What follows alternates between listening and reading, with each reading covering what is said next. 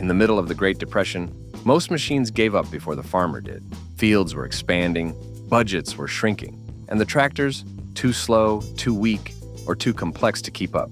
But then something quiet rolled off the line in 1934. No headlines, no fanfare, just a machine that started every morning and never stopped showing up.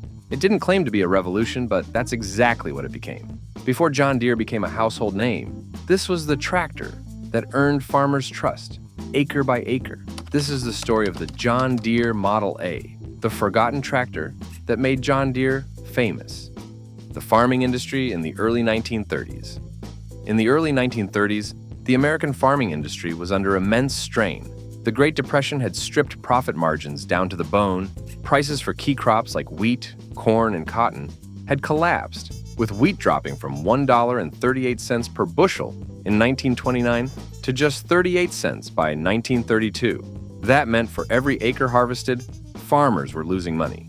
And with no reliable safety nets, many families were forced to choose between feeding their livestock or feeding themselves. It wasn't just the economy that was breaking down, the land was too. Years of overfarming had depleted the topsoil. And in 1934, the Dust Bowl hit full force. Dust storms swept across the Midwest, blacking out the sky and burying fields in dry, useless dirt.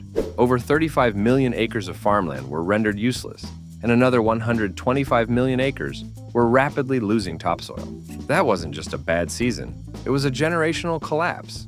Farmers needed help, and they needed it fast. Horses and mules were too slow for large plots, and human labor was no longer enough. They needed tractors, real machines that could handle more land in less time. But the tractors available in the early 1930s brought their own problems. Most were built either too light to pull through rough fields or too heavy to maneuver around row crops. Some, like the early Fordsons, were known for front-end instability. Others, like certain international harvester models, were bulky, difficult to maintain, or too expensive for struggling farms. Mechanical reliability was hit or miss. If a radiator cracked or the magneto failed, you might be down for a week, assuming you could even afford the parts. Then there was the issue of control. Many early tractors lacked the fine steering and adjustable wheel spacing required for delicate row crop cultivation. Farmers couldn't just plow and haul. They had to navigate between corn stalks, cotton rows, and vegetable beds without ripping up the plants. That meant a new kind of tractor was needed, something narrow, light on its feet, and powerful enough to do the job of several animals at once. The manufacturers felt the pressure. Farmers were demanding more from their machines, better fuel efficiency, easier maintenance, more agility in the field. And as tractors became a necessity rather than a luxury, those demands started reshaping the entire industry. By 1935, the number of tractors on U.S. farms had reached over 1 million, a sharp rise from just over 145,000 in 1920. Companies that failed to evolve fast enough were falling behind. John Deere, at the time, was known more for its plows than its tractors. The company had acquired the Waterloo Gasoline Engine Company in 1918, which gave them access to the Waterloo Boy, a basic but serviceable tractor. That was followed by the Model D, introduced in 1923, which became John Deere's first all-new tractor design. The Model D was dependable, with its two-cylinder engine and sturdy cast-iron build, but it was heavy and wide. It wasn't made for nimble row crop work, and it didn't offer the precision farmers were beginning to need. So by the early 1930s, John Deere was in a tight spot. The Model D was aging. The Waterloo Boy was obsolete. And while Deere still had a strong reputation for quality, it was losing ground to companies like International Harvester, which already had several row crop-capable tractors in production. Without a competitive, modern row crop model, Deere risked becoming irrelevant in a rapidly modernizing market. The company needed something new, something that could meet farmers where they were, financially, mechanically, and practically. It had to be affordable, reliable, and capable of fitting between rows without crushing crops. Most of all, it had to prove its worth not in a showroom, but in the field, under the weight of real work. That demand would lead to one of the most important tractors in agricultural history, a machine that didn't just pull plows, but pulled John Deere back into the lead. And it all started with the idea behind the Model A. The introduction of the John Deere Model A. What came next was not a redesign, not an update, but a deliberate reset. By the early 1930s, it had become clear that the old ways were no longer enough. The American farm was changing, and the machines working those fields had to change with it. John Deere, long respected for its steel plows and sturdy tractors, was beginning to feel the pressure of a market that was moving faster than ever before. The company had reliable machines like the Model D, but those tractors were designed for a different time, a time when broad power mattered more than precision. Now, with row crops expanding and farmers demanding versatility over brute strength, the writing was on the wall. If Deere wanted to stay in the game, it had to start fresh. That push for a clean slate gave birth to one of the most important decisions in the company's history: the development of a new tractor from the ground up, tailored specifically for row crop farming. This wasn't about retrofitting what they already had or polishing up a familiar design. This was about listening to what farmers needed in the field and building a machine that answered every one of those concerns. The result would become the John Deere Model A, a tractor that didn't just aim to compete, but to define what a modern farm machine could be. The early stages of development began in Waterloo, Iowa, where Deere's engineers quietly got to work on a project that would take more than 2 years to bring to life. The design process was methodical and measured. Deere wasn't in a rush to impress. They were focused on solving problems that had gone unanswered for too long. Adjustability, visibility, efficiency, ease of use. These were the principles guiding every decision. They studied the flaws in competing machines, the breakdowns in the field, the frustrations voiced by farmers, and then turned that information into action. The Model A would not be an experiment in style or theory. It would be a purpose-built tool for the farmer who needed one tractor to do many jobs, reliably every single day. Before production began in earnest, Deere took a cautious but confident step. In 1934, they released a limited batch of early units, fewer than 100 in total, as a way to test the design under real-world conditions. These machines weren't handed to marketing teams or put on display. They were sent to working farms and distributed through trusted dealers who knew what mattered in the field. Deere wanted no illusions, no scripted feedback, just honest results. Could the tractor meet the needs of a growing farm? Would it survive the workload, the soil, the hours? Could it offer more than what was already out there? Those questions were not rhetorical. They were critical. The response from those early tests was immediate and strong. Farmers found that the tractor moved through rows with ease, handled tight turns without hesitation, and simplified the long days in ways that older machines simply could not. The lighter frame and tighter handling did more than just reduce strain. It gave operators more control, more confidence, and more reasons to stay with the machine season after season. Dealers reported growing interest with each demonstration, not because of showmanship, but because of performance.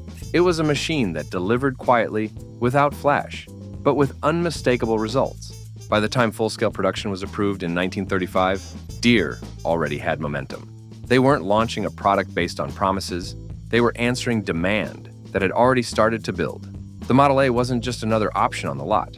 It was the right tool at the right time, a tractor shaped not by guesswork, but by the hard truths of farming life.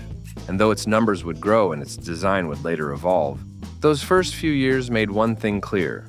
The Model A had arrived, and it had done so the right way, by earning its place in the field, not just on paper. The early years were just the beginning. What comes next shows how the Model A earned its place in history. Like the video, subscribe. If you're enjoying the ride and keep watching, this machine still has more to reveal. Engine specifications and mechanical features. What farmers saw in the field was impressive, but what made the John Deere Model A a lasting success was what it carried under the hood and how it transferred that strength to the soil. Beneath its simple exterior was a carefully engineered system, built not for show, but for hard work. The Model A wasn't designed to overwhelm with size or power, but to deliver the right amount of both in the places that counted most. For farmers used to either overbuilt giants or underpowered relics, this balance was more than welcome. It was the beginning of a different kind of reliability. At the heart of the Model A was a horizontally opposed, two-cylinder gasoline engine that became both its signature and its strength. Known informally as the Johnny Popper for its distinctive sound, this two-cylinder layout wasn't a gimmick. It was the result of decades of mechanical experience carried over from earlier designs like the Waterloo Boy and the Model D. The version most commonly associated with the Model A had a displacement of 5,261 cubic centimeters, or 321 cubic inches, achieved through a bore and stroke of 4.25 inches by 6.75 inches. This engine, produced around 18 horsepower at the drawbar and 24 horsepower at the belt, figures that placed it in the perfect range for small to mid-sized operations. But it wasn't just about the numbers. It was about how those numbers translated to real work. The long-stroke design gave the engine strong, low-end torque, meaning it didn't need to be pushed to high revolutions to get results. That slow, deliberate rhythm allowed it to pull heavy implements without straining the block or the operator. It wasn't the loudest or the fastest engine on the market, but it was one of the most dependable, and it drank fuel at a rate that made sense for long days and tight budgets. For a farmer running from sunup to sundown, that kind of efficiency wasn't just a bonus, it was a necessity. Translating engine power into usable force required a transmission system that was equally straightforward and dependable. Early models of the Model A were equipped with a 4-speed unsynchronized gear system, 3 forward gears, and 1 reverse, that gave the tractor a top forward speed of around 6.5 miles per hour. Later versions, beginning in the early 1940s, upgraded to a 6-speed transmission with 5 forward gears and 1 reverse, offering greater flexibility for various field conditions. The gear layout was deliberately simple. There were no complicated linkages or hydraulic shifts, just solid mechanical engagement that could be counted on to stay in gear, even under load. And though shifts had to be made at a stop, the overall system was sturdy enough to last thousands of hours with basic care. These mechanical systems worked together to deliver consistent drawbar and belt performance. At the drawbar, the Model A delivered around 18 horsepower, which was enough to handle 2 or even 3 bottom plows, depending on soil conditions. At the belt pulley, the output increased to roughly 24 horsepower, which allowed the tractor to power equipment like threshers, corn shellers, and grain elevators. What stood out was not just the raw output, but the consistency. The tractor didn't overheat easily, didn't choke under resistance, and didn't ask for special treatment. For machines operating in dusty fields, on uneven terrain, and through weeks of heavy use, that steadiness meant fewer interruptions and fewer costly repairs. One of the most important mechanical innovations in the Model A, and one that helped define it as a true row crop tractor, was the introduction of adjustable rear wheel spacing. Farmers working with crops like corn or cotton needed to be able to straddle rows cleanly without disturbing the plants, and fixed axles made that nearly impossible. The Model A solved this by allowing the rear wheels to be moved in or out to match different row widths. This adjustability was achieved through a keyed axle and clamping mechanism that could be changed in the field with basic tools. The result was a tractor that didn't just pull straight lines. It adapted to the geometry of each unique farm. Tire options also played a major role in that adaptability. Early Model A's came with steel wheels as standard equipment, often fitted with cleats or lugs for traction. While these worked well in many conditions, they could be harsh on roads and rough on the operator.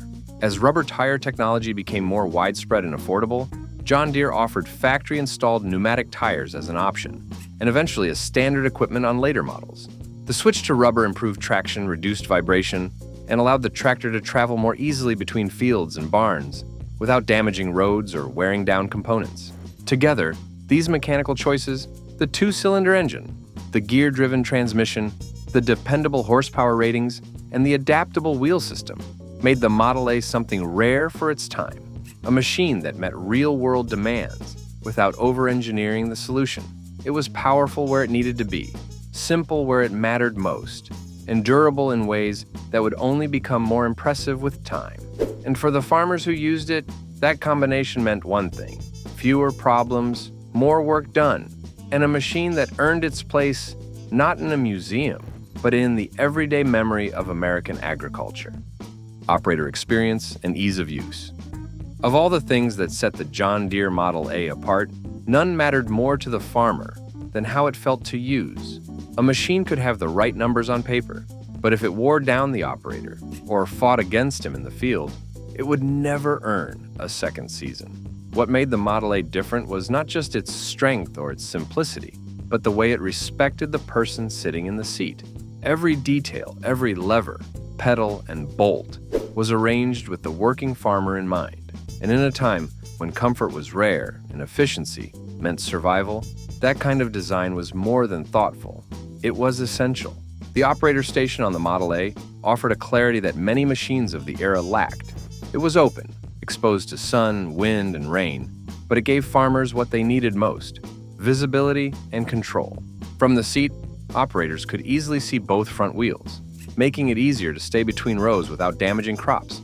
The gear shift was placed within easy reach, and the throttle and clutch controls followed a logical layout. Nothing was hidden or overcomplicated. For a farmer stepping onto the machine for the first time, it made sense. For one returning after a long winter, it felt familiar. That kind of consistency was no accident. Deere's engineers knew that a machine that was easy to understand would be trusted to do more. Though early models lacked enclosed cabs or suspension systems, they did offer a surprisingly manageable ride for their time. The spring-cushioned seat was simple but effective, reducing the jarring motion that came with working over rough fields. Later versions, equipped with rubber tires, saw even greater comfort improvements. The steering wheel was oversized to give more mechanical advantage, helping reduce fatigue on longer days. And because the engine ran at relatively low revolutions, noise and vibration stayed within tolerable limits. The machine wasn't soft, but it wasn't punishing either. That balance between rugged performance and operator comfort became a key reason why the Model A stuck around for so long. When it came to repairs, the Model A was as straightforward as any machine of its era, and more forgiving than most. The design was deliberately simple, built in a way that encouraged routine maintenance, rather than requiring professional intervention. Spark plugs, oil filters, belts, and linkages were all accessible with basic tools. John Deere provided clear manuals, and many farmers carried copies in toolboxes or barns for quick reference. The lubrication points were easy to reach, and because the engine and frame used relatively few specialized components, replacement parts were available not only through dealers, but from neighboring farms and salvage yards. Repairs weren't an ordeal, they were just part of the work. That kind of mechanical transparency didn't just save time, it saved entire harvests. And when the days were long and the work didn't stop, the tractor held up its end. Farmers reported fewer breakdowns, shorter repair times, and greater confidence in sending young farmhands or aging relatives out into the field with the Model A. Its ease of use wasn't just mechanical, it was psychological. There was no guesswork in the controls, no hesitation when shifting between tasks. Once learned, the machine became second nature, and over time, that familiarity grew into something stronger: trust. That trust was what set the Model A apart. It wasn't the fastest or the most advanced, but it was the machine you could count on, the one that didn't fight back when the workload was heavy or the weather turned sour. It helped carry the weight of the job, not just by pulling implements, but by making the operator's life a little less difficult. And in a time when every hour in the field mattered, that difference was more than welcome. It was remembered. Changes made during its production life. Farmers trusted the Model A because it felt like a machine built for them, not for a brochure. But what made that trust last over the years was John Deere's quiet commitment to making it better without ever making it complicated. The Model A that left the factory in the mid-1930s was not the same machine still rolling off the line nearly 2 decades later. And that evolution, shaped by the hands and voices of the farmers who used it, became one of the clearest signs that Deere wasn't just building tractors, they were building relationships. In 1938, 4 years after the Model A entered full production, John Deere brought in industrial designer Henry Dreyfuss to give the tractor a modern look. Dreyfuss, already known for his work with telephones, locomotives, and household appliances, approached the project with one goal in mind: to bring form and function together without sacrificing either. His redesign featured rounded sheet metal, enclosed grills, and a cleaner overall profile. Gone were the sharp angles and exposed components of the early models. In their place was a smoother, more refined appearance that made the machine look less like a piece of industrial equipment and more like a finished, intentional tool. But it wasn't just about aesthetics. The curved grille improved airflow to the radiator, the hood offered easier access to the engine compartment, and the new fenders gave operators better protection from dust and debris. It was a modern face on a reliable foundation, and it marked the beginning of a new era in tractor design. As the years passed, the changes became more than skin deep. John Deere continued refining the Model A's internal systems in ways that addressed everyday concerns in the field. One of the earliest mechanical upgrades was the shift from a 4-speed to a 6-speed transmission, giving farmers more flexibility in matching speed to conditions, whether in heavy soil or on the road between plots. Braking systems were improved, seat suspensions were reworked for comfort, and factory-fitted rubber tires replaced steel wheels as the standard across more versions. These changes came gradually, often year by year, but they reflected a deliberate pattern. Never overhaul what works, just make it work better. That pattern extended beyond the standard version of the Model A. As the tractor's popularity grew, John Deere recognized that one size would not fit all. Different farms had different needs, and the Model A needed to be more than a single machine. This led to the introduction of several special-purpose variants, each one tailored to a specific type of operation. The Model A-R was a fixed-tread version with a wider stance and a lower profile, designed for operations where row spacing didn't change and stability was critical. It was heavier, more planted, and better suited to straight-line fieldwork. Then came the Model AO, built for orchard use. This version featured lower clearance, smoother shielding, and narrower dimensions, all intended to allow it to pass under tree canopies without catching limbs or snagging equipment.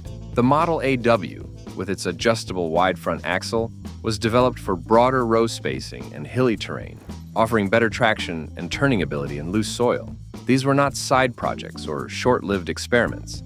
They were fully supported, factory-built variations that helped stretch the Model A across more farms and more conditions than any one machine could manage alone. By the time the final Model A came off the line in 1952, the tractor had seen nearly 2 decades of production and over 328,000 units built. It had gone from a cautious entry into the row crop market to a fixture of American agriculture. But rather than end with a decline, the story of the Model A passed smoothly into the next chapter. That same year, John Deere introduced the Model 60, a successor that carried forward the same 2-cylinder spirit, but with increased horsepower, better hydraulics, and Deere's first fully standardized 3-point hitch system. It was more advanced, more capable, and ready for the demands of the modern post-war farm. But it owed its place entirely to what the Model A had made possible. The Model A changed across its lifetime, but it never lost sight of what made it matter in the first place. It listened, it adapted, and it stayed useful. And in doing so, it earned more than just sales. It earned the kind of loyalty that no spec sheet can measure. Typical jobs performed by the Model A. By the time the final Model A left the factory in 1952, it had already proven itself in more than just design and durability.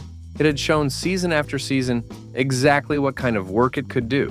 Because as much as any farmer appreciated mechanical improvements or new styling, none of that mattered unless the machine could pull its weight in the field. And that's where the Model A built its real reputation. Not on paper, but on plowed acres, baled hay, and grain hauled through mud, frost, and heat. It was not a machine known for flair, but for follow-through, and it showed up in the results. On most farms, the Model A quickly became the go-to machine for a wide range of everyday jobs. Whether it was primary tillage in the spring or cultivating row crops in the middle of summer, the tractor offered enough power and control to make itself useful from one end of the growing season to the other. With roughly 18 horsepower at the drawbar and 24 horsepower at the belt, the Model A was capable of pulling 2-bottom plows with ease in average soil, and in lighter ground, even a 3-bottom setup was within reach. Dissing, harrowing, and field cultivating were well within its working range, and operators reported consistent performance with implements that were otherwise known to bog down lighter tractors.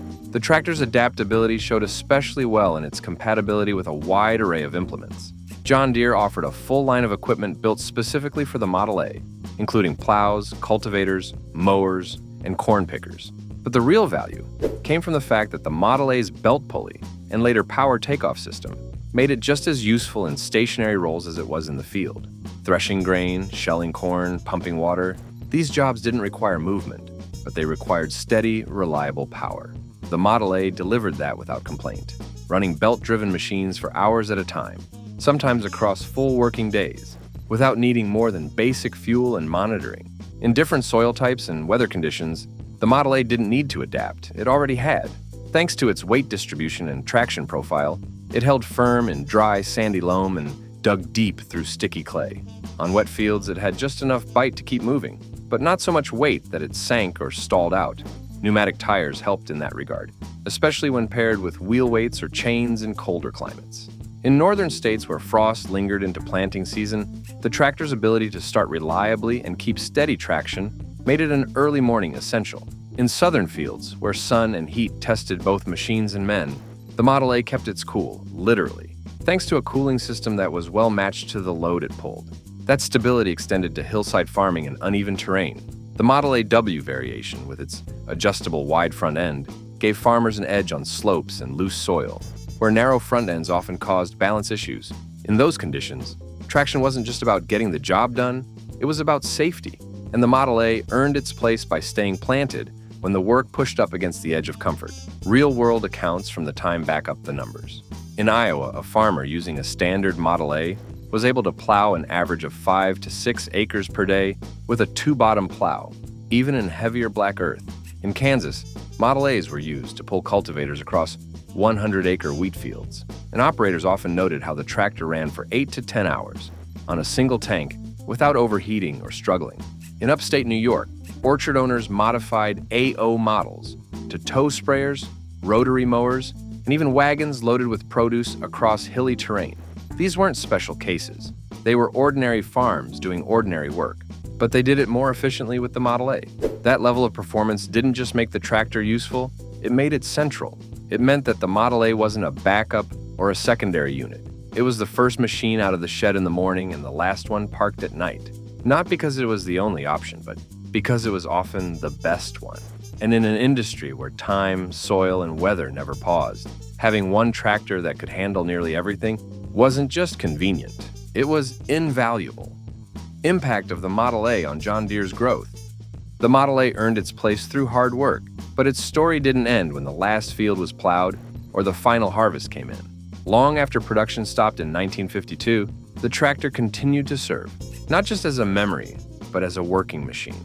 And in more places than you might expect, it still does. The Model A was never designed to be a collector's item, but today, it stands as a rare example of a machine that outlived its own era without ever needing to be reinvented. Some are restored, some are repainted, but many are still doing the same job they did nearly a century ago, starting without fuss, running all day, and asking little in return. Across rural America, particularly in the Midwest and Great Plains, it's not uncommon to see a Model A still at work. On smaller farms, hobby plots, and family-run operations, the tractor remains in use for jobs like mowing, raking, and pulling utility trailers. For seasonal tasks that don't require modern electronics or precision GPS systems, the Model A is more than enough. In some areas of Iowa, Illinois, and Nebraska, farmers keep one on hand not out of nostalgia, but out of habit. They know it starts in the cold, doesn't burn oil, and pulls its weight when needed. The simplicity that once made it easy to use now makes it easy to keep running, even with limited shop space or mechanical training. That longevity is supported by a surprisingly strong parts network, thanks to its massive production run. More than 328,000 units built over 18 years. Replacement parts remain widely available. Aftermarket suppliers, vintage parts dealers, and online platforms offer everything from engine rebuild kits to steering wheels, often manufactured to original specifications. And unlike many modern machines, the Model A doesn't require proprietary software or diagnostics.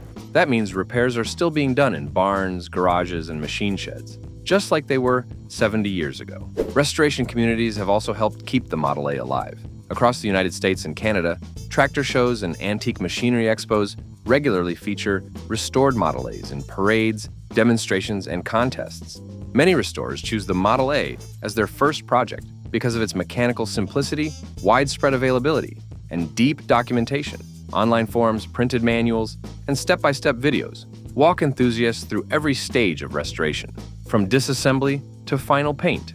The sense of shared history surrounding the tractor gives each project more meaning, not just as a machine being brought back to life, but as a connection to the way farming used to be. On the used market today, Model A's continue to hold value, not as investments, but as dependable tools and conversation pieces. Depending on condition, location, and year, prices range from around $1,500 for rough runners to over $6,000 for well-restored units. High-quality restorations with factory-original details, period-correct paint, and matching serial numbers can fetch more, particularly at vintage auctions or collector gatherings. But most sales are not about rarity. They are about function and reliability, two things the Model A continues to offer. Despite all this, the Model A remains one of the more underappreciated machines in John Deere's history. While it was the first true row crop tractor for the company and a foundational product during a time of transformation, its fame is often eclipsed by later models with more features or higher horsepower. Yet, without the Model A's consistent performance, wide adoption, and design influence, those later models may never have come at all. The Model A proved that Deere could compete and win in the highly contested tractor market. And once farmers began to trust it, they began to trust the company behind it. That trust translated into measurable growth. By the early 1940s, Deere's market share had grown substantially, positioning the company as a dominant force in American agriculture. The Model A played a central role in that expansion, not just by selling in large numbers, but by establishing a reputation for practical engineering and lasting value. It taught Deere that simplicity, serviceability, and operator comfort were not features to be added later. They were foundational principles that should be built in from the start. Those lessons shaped what came next. The successor to the Model A, the Model 60, carried over many of the same design philosophies: straightforward controls, balanced weight, and a no-nonsense approach to getting work done. Later models, from the new generation tractors of the 1960s to the precision-guided machines of today, still trace their lineage to what the Model A got right. Even in Deere's modern lineup, echoes of that early row crop tractor remain, in the placement of controls, in the focus on durability, and in the commitment to building something that earns its keep. The Model A did more than pull implements or power belt drives. It turned customers into loyalists and skeptics into believers. Before tractors had screens, sensors, or automated controls, they had grit, and none proved it better than the Model A. It wasn't flashy, but it changed everything. If you enjoyed the ride, give us a like, subscribe, and let us know what machine deserves the spotlight next.